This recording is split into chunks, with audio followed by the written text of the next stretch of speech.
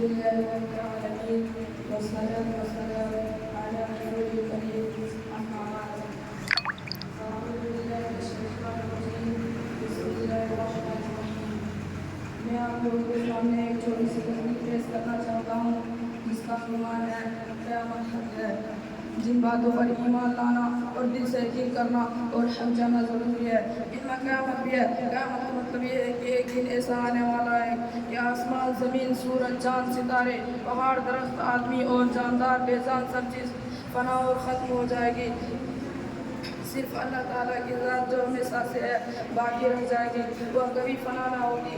ان تمام چیزوں کی فنا ہو جانے کی صورت یہ ہوگی کہ اللہ تعالیٰ کے حکم سے حضرت اسرافیل علیہ السلام بہت زور سے سور میں پھونک ماریں گے. اس کی وجہ سے بہت ڈراؤنی آواز پیدا ہوگی. تمام آدمی اور جانور مر جائیں گے. ہر چیز ٹکڑے ٹکڑے ہو کر تباہ و برباد ہو جائیں گے. اب میں اپنی تقریر کو یہیں سے